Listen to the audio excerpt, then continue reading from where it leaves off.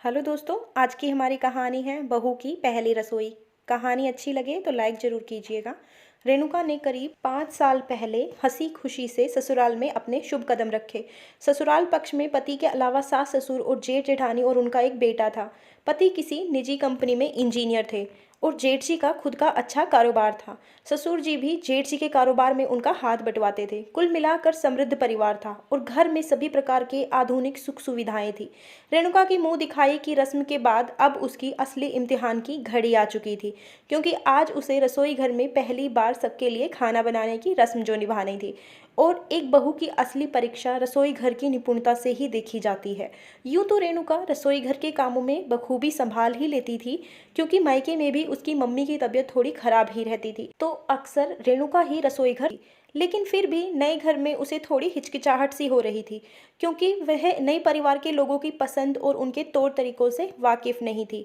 रेणुका ने ये सब सोच ही रही थी कि तभी सासू माँ ने रसोई घर में प्रवेश किया और सबकी पसंद के खाने की लिस्ट बताकर चली गई। ना तो सासू माँ और ना ही जेठानी रेणुका की मदद के लिए आई, लेकिन रेणुका ने बिना उनकी मदद से सबकी फरमाइश पर लजीज खाना बनाया और डाइनिंग टेबल पर सहेज कर रख दिया। अब परिवार के सभी लोग डाइनिंग टेबल पर आ चुके थे।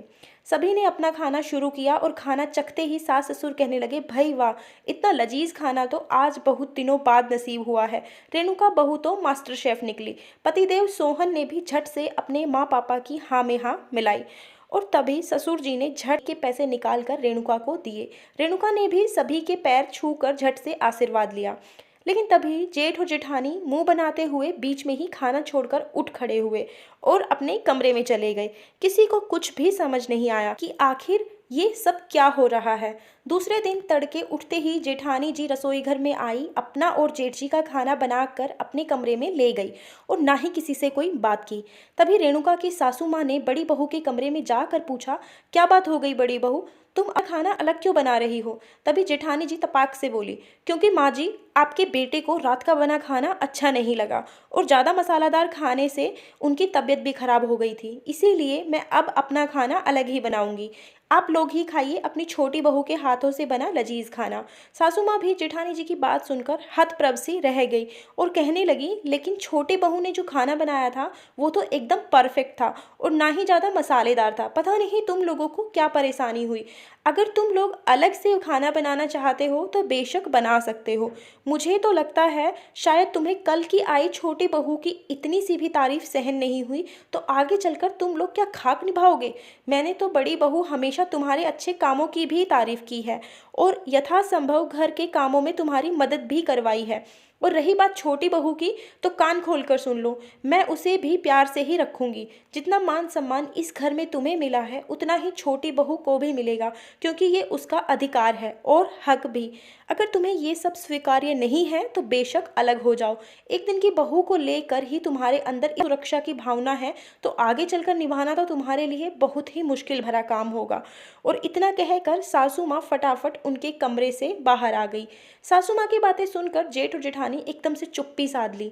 रेणुका ने उनकी बातें सुन ली थी और वह रुआसी सी हो गई। सासू माँ को भी पता चल गया था कि छोटी बहू ने उनकी सारी बातें सुन ली है। इसीलिए सासू माँ ने रेणुका के पास आकर उसके सर पर प्यार से हाथ फेरते हुए कहा, तुम चिंता मत करो छोटी बहू, तुम्हारा यहाँ पूरा ख्याल रखा जाएगा, चाहे जो हो जाए। इस घर में हमेशा से ही सही न्याय हुए हैं और आगे भी ऐसा ही होगा। किसी की भी गलत बात यहाँ बर्दाश्त नहीं की जाएगी। तुम्हारी इसमें कोई भी गलती नहीं है। तुमने अकेले इतना अच्छा खाना बनाकर मेरा तो दिल ही जीत लिया है और तुम तारीफ के योग्य हो। इसीलिए अपने चांद से मुखड़े पर पड़ी ये चिंता की लकीरें मिटा दो और सदा खुश रहो। रेणुका की सासू माँ ने फैसला लिया और घर में आए नए सदस्य की गृह कार्य दक्षता में निपुणता देखकर प्रशंसा करके उसका मनोबल बढ़ाया। धन्यवाद दोस्तों। कहानी अच्छी लगी हो तो लाइक कर दीजिए, ज़्यादा से ज़्यादा शेयर कीजिए और चैनल को सब्सक्राइब कर लीजिए ऐसी ही और मज़ेदार कहानियों के लिए।